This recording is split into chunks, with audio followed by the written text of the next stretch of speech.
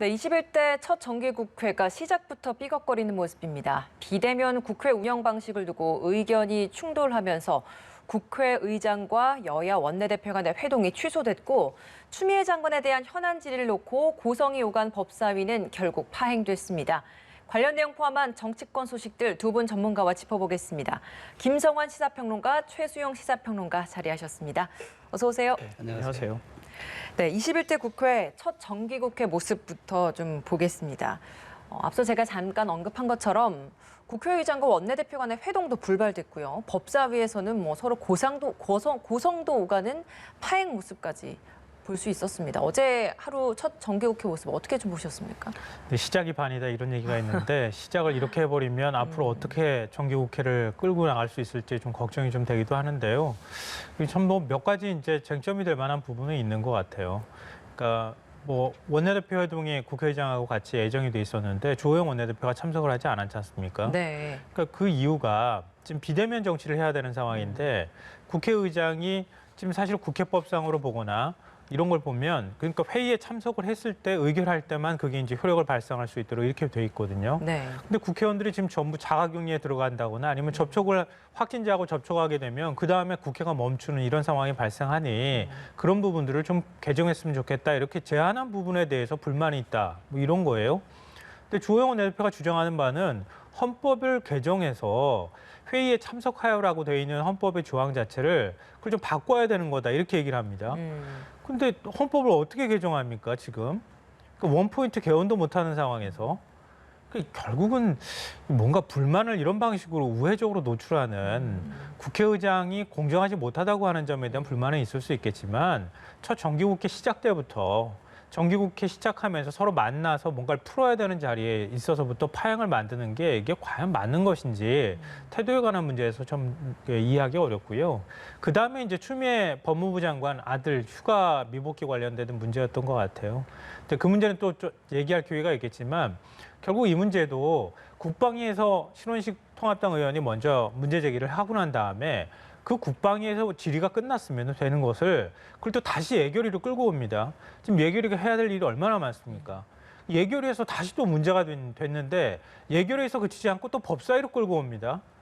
이런 방식으로 지금 해야 될 일이 굉장히 많은데 하나의 사안을 여러 상임위로 다 끌고 나오면서 이걸 가지고 정치 쟁점화하는 게 결국 국회 파행으로 이어지는 모습이 이게 맞는 것인지 일단 집중해야 될 것은 집중하고 그리고 공격해야 될 부분이 있으면 공격할 때는 공격하지만 다른 것까지 다 망가뜨리는 이런 방식으로 좀 정치를 하지는 않았으면 좋겠습니다. 예. 저는 어저께 그 논쟁을 보면서 이제 느낀 것이 그겁니다. 그러니까 우리 국회가 비대면 방식으로 받게 되는 거 맞아요. 근데 아마 통합당 입장에서는 이제 그 국회의장에 대한 여러 가지 그동안 일방적 진행에 대한 불신 이런 게 쌓여 있었던 것 같고요. 저는 비대면 방식에는 국정감사 방식도 저는 포함돼야 된다고 봅니다. 그러니까 국정감사가 시작되면은 많은 공무원들이 현장에 따라와가지고 그 빽빽하게 하잖아요. 이거 제도를 국회가 고치지 않으면 이 관행대로 또 갑니다. 그렇기 때문에 저는 폭넓게 이 부분까지도 포함해서 이번에 비대면 방식을 좀 제도적으로 다뤄줬으면 좋겠다는 생각이고요. 어제 법사위를 보면서 저는 이런 생각이 들었어요. 사실 국회의 권능이 세 가지가 아닙니까? 일단 입법이 있겠고 두 번째가 예산심사가 있고 세 번째가 행정부 견제잖아요. 그렇다면 어저께 당연히 이 추미애 장관의 아들 병역 그 의혹에 대해서는 이게 사실 추미애 장관이 청문회 때 이게 위증했느냐 안 했느냐의 위증 부분으로도 확산될 수 있는 거예요. 왜냐하면 계속 지금 새로운 증언이 나오기 때문에 그렇다면 저는 어저께 법사위원장이 이거는 여야 협상이 안 됐기 때문에 사전 협의가 안 됐기 때문에 질의하면 안 된다라고 기계적으로 처리했으면 안 된다는 겁니다. 국회가 정치라는 곳인데 그런 정치조차 시도하지 않고 바로 기계적으로 회의를 끝내버린다. 그러니까 이제 야당에서는 당연히 이건 편파 진행이다 이렇게 나오는 거잖아요. 피감 기관장의 도덕적 논란만큼 중요한 게 어디 있습니까? 저는 국회가 대단히 이런 점에 대해서는 여야가 오히려 저는 국회의 권위를 스스로 손상시키는 행위를 하고 있다. 이런 점에서는 좀 폭넓게 유연하게 접근해도 될 문제를 너무 법사위원장이 그러니까 좁게 해석해서 또 다른 논쟁을 낳지 않았느냐. 저는 이 문제에 지적하지 않을 수 없습니다. 그럼 그 부분은 어떻습니까? 그러니까 같은 주제를 가지고 국방위 예결위 법사위에서 계속 공방을 벌이려고 했던 그 부분은 어떻습니까? 그렇죠. 그러니까 국방위에서는 국방장관이 답변했잖아요. 행정 절차 문제는 있었던 것 같다. 근데 더 이상 국방장관은 답변 안 했어요. 근데 이게 예결위까지 저는 가는 건 온당치 않으나 당연히 국방위하고 법사위에서 논의가 돼야 된다고 봅니다. 그러니까 법사위원장은 법무부 장관이 피감 기관장 아닙니까? 그렇다면 본인의 청문회 때 증언했던 문제에 대해서 다시 이걸 문제를 다루는 거기 때문에 예. 법사위에서는 이 문제를 다루는 게 저는 대단히 온당하다 생각하는 거죠. 예, 국방위 뭐- 예결위 그리고 법사위 모두에서 다루는 건 부적절했지만 법사위에서 법사위원장이 기계적으로 그런 것들 현안 질의를 끄는 것은 문제다라는 말씀. 이 부분에 대해서는 네, 어떤 맞습니다. 의견이십니까? 동의합니다. 예. 동의하는데요. 그러니까 이게 처음 제기된 의혹이에요. 그거 아니잖아요. 지난달에 이른바 추미애 장관이 소설 쓰시네 이 발언했다가 얼마나 시끄러웠습니까? 그 전에도 나왔던 문제예요. 그럼 법무부 장관 나올 때마다 물어볼 겁니까? 법무부 장관 질의할 때 기회 있을 때마다 법무부 장관한테 아들 얘기 물어봐야 되는 겁니까? 서울 동부지검에서 지금 수사 중에 있잖아요. 새로운 수사 의혹이 결과가 나오지 나왔으니까. 않았습니까? 네. 그러니까 새로운 의혹이라고 사실 뭐 지금 새로운 의혹이라고 얘기는 하고 있지만 예를 들면 그런 거잖아요. 그러니까 추미애 장관 아들이 카투사로 근무했는데 그 부대 관리했던 그 관리한 대위하고 그리고 중령하고 내가 얘기를 해봤다. 얘기를 해봤더니 추미애 장관 보좌관이 당시에 이렇게 해서 휴가 연기하면 어떻겠느냐, 할 수 있겠느냐라고 문의를 했다. 그 축구 경기하다가 중령이 그 얘기 듣고 난 다음에 그러면은 병가는 어려우니 개인 연가로 처리해라라고 얘기를 했다. 허락해줬다. 이런 얘기예요. 그리고 동부지검에 참고인으로 조사했을 때 동부지검 가서 이 얘기 다 해줬다. 이게 이제 요지입니다. 핵심은. 근데 동부지검에서는 우린 그런 진술을 받은 적 없다. 이렇게 또 얘기합니다. 물론 병역과 관련돼 있는 문제에서 우리나라 국민만큼 예민하게 받아들일 수 있는 부분은 없죠. 당연히 예민한 문제인데요. 똑같은 질의 관련된 내용을 이렇게 법무부 장관 나올 때마다 쟁점으로 만들어서 질의하는 게 과연 맞는 거냐. 그리고 서울 동부지검에서 수사 중에 있으니까 수사 중에 있는 사안은 나중에 수사 결과 보면 또 되는 거잖아요. 그러면 법무부 장관 나올 때마다 법사위 파행 만들고 그래야지 되겠습니까? 그 파행을 만드는 게 아니라 자 이게 고소 고발이 된 지 8개월이 됐는데 수사 착수는 6월 중순에 했어요. 진척이 하나도 안 된 겁니다. 그런데 밖에서는 계속 새로운 의혹이 제기가 돼요. 그렇다면 장관이 책임 있게 답변하면 되는데 장관은 수사 중 어떤 때는 수사 중인 답변, 어떤 때는 억울하다, 어떤 때는 소설 쓰시네. 이렇게 하니까 여당 내에서조차 장관의 그런 답변이 수사검사에겐 대단히 부적절하게 시그널이 간다라고 얘기하잖아요. 그럼 여기서 장관이 소신 있게 어느 정도의 자기의 발언을 한 다음에 검찰에게 완전히 떼는 해야 되는데 발언이 왔다 갔다 합니다. 그러니까 자꾸 법사위원회에서는 야당의 논쟁적 이슈로 끌어갈 수밖에 없는 거란 말이죠. 저는 추미애 장관의 태도에 사실 이 문제에 키가 달려 있다고 봅니다. 그러니까 태도에 관한 문제에 있어서는 저도 적절하다고 생각하지는 않습니다. 논쟁을 법무부 장관이 오히려 만드는 쪽으로 가는 거는 부적절한 태도다. 그렇죠. 그 부분에 대해서는 뭐 질책할 수 있다고 생각하는데요. 이제 수사에 대해서 말씀하셨으니까 동부지검에서 수사할 만큼 했어요. 제가 볼 때는. 관련자들 다 소환 조사했어요. 이제 결론 내면 됩니다. 예. 그리고 국방부 장관도 얘기했잖아요. 관련돼 있는 근거가 좀 부족하다. 이렇게 얘기까지 했으면은 그럼 더 휴가 미복귀에 대해서 더 조사할 게 뭐가 있겠습니까? 동부지검에서 수사 결론 내주면 돼요. 내주고 그러고 난 다음에 혐의가 있는지 없는지 판단해 주면 됩니다. 그리고 알겠습니다. 그 결론에 예. 대해서 우리가 좀 보고 난 다음에 판단해도 되는데 국회에서 계속 매번마다 이런 식의 논쟁을 펴는 것은 일종의 정치 공세에 가깝다는 거예요. 예, 장관이 정리를 답변을 좀 혼선하도록 유도를 하지 않습니까? 그러니까 예, 그런 점에 대해서 이 저는 정리를 좀 해보도록 지적하는 하겠습니다. 통합당 측에서는 수사 과정을 좀 더 지켜보면서 정치 쟁점화하는 것은 좀 자제해야 한다라는 말씀해 주신 것 같고 추미애 장관 역시도 이런 질의에 있어서 좀 태도에 있어서는 조금 더 개선이 필요하다라는 걸로 정리를 해보겠습니다. 이낙연 대표와 김종인 비대위원장 어제 회동이 있었습니다. 물론 뭐 이낙연 대표가 주호영 원내대표도 만났고 다른 야당의 대표들도 만나는 모습 볼 수 있었습니다. 그러니까 서로 거대 야당, 제1야당과의 만남을 좀 봤을 때 큰 틀에서 서로 공감대가 형성되는 부분도 있었어요. 예를 들어 재난지원, 2차 재난지원금 관련해서. 하지만 원구성 협상 그 부분에 있어서는 서로 또 이견이 있어서 다시 또 7월로 돌아가는 게 아닌가라는 생각이 전 들더라고요. 어제 어떻게 보셨습니까? 일단은 첫 출발을 이낙연 대표의 어떤 독특한 정치 스타일로 풀어가려고 노력했다. 이 부분은 좀 평가를 해줘야 할 것 같고요. 그러니까 최대한 몸을 낮추고 그리고 서로 간의 공감대를 이끌어갈 수 있는 부분부터 먼저 끄집어내고 그리고 난 다음에 먼저 문제를 제기하는 방식이 아니라 상대가 제기한 방식에 대해서 답변하는 뭐 이런 방식인 것 같아요. 이게 이제 국무총리 시절에도 보여줬던 하나의 태도인 것 같고요. 네. 그러니까 이번에 이제 원구성 문제도 먼저 이낙연 대표가 얘기한 게 아니라 김종인 비대위원장이 먼저 얘기를 꺼냈던 거 아닙니까? 근데 저는 이낙연 대표가 했던 말 중에 원칙 있는 협치라고 하는 단어에 좀 주목해 볼 필요가 있다고 봅니다. 그러니까 이낙연 대표는 앞으로 이제 대권으로 가기 위해서는 중도 진영 그리고 많은 국민들한테 폭넓게 지지를 받아야 하고 민주당의 지지율이 많이 떨어졌지만 그 지지율을 좀 올리는 역할을 해야 되는 그런 무거운 짐을 안고 있기도 하고요. 정반대로 얘기하면 대권으로 가기 위해서 당내 지지도, 지지층의 절대적 지지를 받아야 되는 것도 사실입니다. 그렇기 때문에 지지층의 경우에는 개혁 과제를 좀 추진해야 된다. 그러는 데 있어서 통합당하고 일부 갈등이 있더라도 좀 돌파하는 것도 필요하다라고 하는 의견을 제기하고 있는 겁니다. 그러니까 그 두 가지를 어떻게 조화시킬 것이냐. 이게 이낙연 대표한테 놓여 있는 굉장히 큰 숙제라고 보는데요. 국회 원구성 문제로 넘어가면 제가 볼 때는 법사위원장 다시 돌려주기 쉽지 않다고 봅니다. 비유를 하자면 그런 거예요. 버스가 막 출발했어요. 그럼 뛰어가서 손을 들면서 잡을 수 있어요. 근데 버스가 3개월 전에 이미 떠났어요. 근데 그 버스 다시 되돌려서 오게 하는 게 이게 현실적으로 맞는 거냐. 그러면 원래 18개 상임위 중에서 7개 통합당한테 주겠다고 얘기했던 거 그거 다시 또 지금 다 되돌려가지고 처음부터 다시 시작해야 되는가. 제가 볼 땐 그건 현실성이 좀 떨어지는 것 같고요. 조영 원내대표가 뭐 그렇게 얘기를 했다 하더라도. 그러니까 구조적인 측면에 있어서 다시 되돌리기보다는 뭐 이전에 부동산 3법 처리 문제에서처럼 여당이 일방적으로 처리하지 않고 소위 구성하고 충분한 토론과 협의를 거치는 방식대로 야당의 의견을 최대한 존중하는 방식으로 국회를 운영의 묘를 발휘하는 방식으로 가지 않을까 생각합니다. 알겠습니다. 저는 이제 사실 이낙연, 김종인 조합이 굉장히 좀 그 가능성이 있는 조합이에요. 과거 같은 그런 이제 조합보다는 오히려 중도 성향에 가까운 조합이기 때문에 그리고 개인적 연도 있고 그래서 좀 기대는 되는데 어제 이낙연 대표 한마디로 딱 그거잖아요.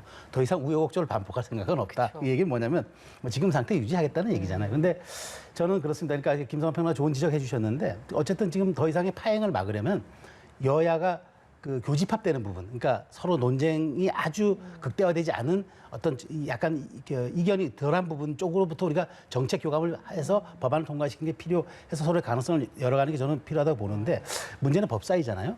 저는 이낙연 대표가 이랬으면 좋겠어요. 이제는 이낙연 대표는 자기 목소리 보여야 되지 않습니까? 이해찬 리더십과는 또 다른 이제 이낙연의 리더십을 보여야 되는데 그렇다면 저는 사법개혁 차원에서 법사위 분리하자. 2개로 분리해가지고 하나는 그 행정을 두고 하나는 사법을 두자라는 쪽으로 가는 것도 좀 나쁘지 않다고 봐요. 그러니까 이거는 길게 보는 거니까 오히려 주호영 대표가 법사위는 지금 달라. 이거 현실적으로 불가능합니다. 그러니까 버스가 떠난 지도 오래됐고 또 이게 국민 정서에 맞지도 않고 또 국회 협상되지도 않아요. 오히려 장기적으로 이렇게 둘을 갈라서 가자고 야당과 협상하는 게 저는 훨씬 빠른 그 정상화의 조건이라고 보고 저는 어찌되었건 여당이 많은 것을 가지고 있기 때문에 폭넓게 양보할 건 확실하게 양보하는 그런 리더십을 보일 때 국회 정상화가 좀 조속히 이루어지지 않을까 그렇게 생각합니다. 알겠습니다. 어제 국회 예결위에서 있었던 홍남기 부총리의 발언이 논란이 되고 있어서 좀 짚어보겠습니다. 2차 재난지원금 전 국민 지급을 주장했었던 이재명 경기지사에 대해서 책임 없는 발언이다라는 이야기를 한 걸 두고 여권 내에서도 좀 비판이 쏟아졌습니다. 그러니까 표현의 문제였던 것 같아요. 이미자 의원이 이거 뭐 철없는 얘기죠. 그러니까 이런 표현을 사용을 했는데 거기에 홍남기 부총리가 그렇게 생각합니다. 그러니까 책임 없는 발언입니다. 자칫 잘못하면 국민들에게 오해 소지를 줄 수 있습니다. 뭐 이런 취지로 말을 했단 말이죠. 이 논란에서의 핵심이 뭐라고 보십니까? 일단 뭐 그런 얘기도 나오더라고요. 이미자 의원한테 말렸다 이런 얘기, 표현도 사용하기도 하던데요. 그러니까 홍남기 부총리가 부적절한 발언을 한 건 맞죠. 그러니까 홍남기 부총리 정도면은 사실 정치인이라고 봐야 되거든요. 아무리 관료 출신이라 하더라도 야당이 여러 가지 공세를 펴거나 여러 가지 부총리가 실수하기를 기대하거나 부총리로부터 듣고자 하는 말을 끌어내기 위해서 노력할 겁니다. 근데 거기에 이른바 말리게 돼버리면 이상하게 정치 논쟁이 갈 수밖에 없거든요. 네. 그런 부분에 있어서 뭐 철이 없다고 하는 얘기에 뭐 그렇게 생각한다 이렇게 답변을 한 것은 오해 소지가 있는 것이다 이렇게 생각을 하고요. 예. 그러니까 재난지원금 문제에 있어서 지난번에 1차 재난지원금 지급할 때도 홍남기 부총리가 선별 지급을 주장을 했었잖아요. 그랬다가 또 청와대하고 뭔가 당하고 또 삐걱대는 이런 모습까지 보였었거든요. 홍남기 부총리 입장에서는 이재명 지사가 지금 주장하는 것처럼 보편적인 재난지원금 지급에 대해서 좀 아무래도 불편할 수는 있을 거예요.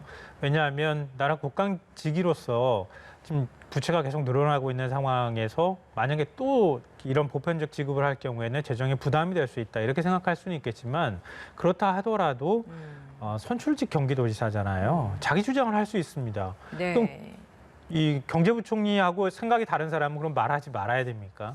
그건 아니거든요. 그러니까 정부 여당이 한 팀이기 때문에 원팀으로서 최대한 존중하는 모습을 보여주고 그리고 자신의 얘기를 했어도 될 텐데 굳이 비판적인 입장을 내서 여당하고도 갈등을 빚는 이런 모습을 보인 것은 제가 볼 땐 처신에 있어서 그렇게 썩 적절해 보이지는 않습니다. 저는 사실 어저께 이 논쟁을 보면서 느낀 게 사실 둘 다 정부직 공무원이에요. 홍남기 부총리도 정무직 공무원이고 이재명 지사 정무직 공무원이에요. 둘 다 공무원법을 따라야 됩니다. 그런데 한 분은 선거직이고 한 분은 임명직이란 그 차이만 있는 거예요. 전 이 논쟁이 이 갈등으로 몰아간 게 저는 대단히 아쉽다는 거예요. 왜냐하면 이것은 사실은 어찌 보면은 정무직 공무원과 선거직 공무원의 이 어떤 긴급재난금 지원을 둘러싸고 이게 재정 건전성이냐 혹은 우리 사회 확장 재정이냐라는 논쟁으로 더 발전했어야 저는 이게 온당하다고 봅니다. 그런데 갑자기 뒤끝 장렬이 돼가지고 자 철들도록 노력할게요. 이렇게 하면서 논쟁이 끊어졌어요. 저는 대단히 이거는 부적절했다. 오히려 우리 사회가 앞으로 가야 할 방향성과 재정 정책의 방향, 그다음에 어떤 그 재정 철학에 대한 정체성 이런 것들을 아주 여권 내에서 드러낼 수 있는 좋은 기회였는데 이것이 그냥 희화돼 버리고. 그럼 오히려 이재명 지사의 그 후속적인 그렇죠. 그런 오히려 발언들도 거기서 문제였다. 차라리 아니다. 내 생각은 이랬는데 왜 그걸 그렇게 했느냐고 반박을 했어야 하는데 뒤끝처럼 그냥 철들도 노력하겠습니다. 라고 하는 경고처럼 들리잖아요. 이건 대단히 부적절해요. 저는 오히려 그렇게 생각하죠. 자, 국간직위 입장에서는 당연히 이렇게 얘기한다면 본인은 그러면 나는 선거직 입장에서는 1,000만 명 내가 경기도부터 이끄는데 나는 해보니까 이렇더라 하면서 얘기를 했었으면 훨씬 더 생산적 논쟁으로 가지 않았나 하는 점에서 저는 오히려 이게 좁혀졌다는 게 아쉽다 그런 생각이 들어요. 예, 알겠습니다. 앞으로 이낙연 대표도 4차 추경을 빠르게 좀 편성을 해서 2차 재난지원금을 지급할 수 있도록 추석 이전에 지급할 수 있도록 하겠다라고 했기 때문에 지급 범위 대상 이런 것들을 좀 구체적으로 앞으로 얘기가 나올 것 같습니다. 마지막으로 이 질문 좀 짧게 드려보겠습니다. 오늘 당명 미래통합당에서 새롭게 개정할 것 같습니다. 어제 상임 전국위를 통과했습니다. 오늘은 전국위를 열고 최종 결정만을 남겨두고 있는데요. 어떻습니까? 별탈 없이 이렇게 확정될 거라고 보십니까? 네, 지금까지 상황 우여곡절이 좀 있었잖아요. 예. 의총 과정에서도 서로 간에 이견들이 좀 있었고요. 그렇게 보수의 정체성을 드러내는데 적합한 당명이냐 여러 가지 이제 이견이 제기가 됐지만 상임 전국위까지 왔으면 제가 볼 때는 전국위에서 통과되는 거는 맞다. 그러니까 그렇게 될 것이다라고 생각을 합니다. 근데 국민의힘의 당명이 언제까지 또 유지될 것이냐 이건 또 모르죠.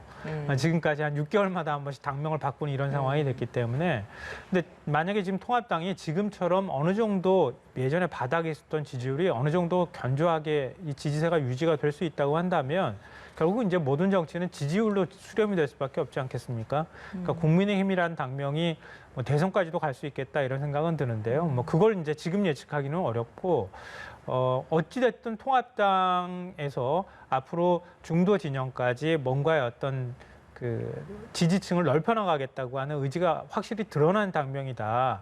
그러면 거기에 걸맞은 통합당의 지향성도 보여줘야 하고 또 당을 혁신하거나 바꾸는 작업도 함께 이루어져야 알겠습니다. 그래야 이제 당명을 바꾸는 것만큼의 진정성이 전달될 거라고 생각합니다. 앞으로 행보가 더 중요하다 말씀하셨습니다. 저는 국민의힘 굉장히 이기는 정당, 이기는 선거로 가려는 노력의 일환이다. 그러니까 국민이라는 말을 씀으로써 중도의 확장성을 노렸다. 다만 저는 이번에 놓고 볼 때 통상 당면 교체가 3가지가 있어요. 그러니까 당의 지분 구조가 바뀔 때 또는 선거에서 패배했을 때 그다음에 신주류와 차별화를 구주류가 깨야 할 때 이런 것들이 있는데 이번은 제가 보기에 굉장히 유연한 전략, 유연한 정당으로 가기 위한 또 다른 사례다. 그렇기 때문에 앞으로 국민의 힘이 정말 국민의 힘으로 돼야지 국민의 짐이 되면 안 되지 않습니까? 국민의 힘이 될 수 있도록 통합당이 어떤 모습을 보이냐가 관건일 것 같습니다. 알겠습니다. 오늘 말씀 여기서 마무리 짓겠습니다. 두 분 고맙습니다.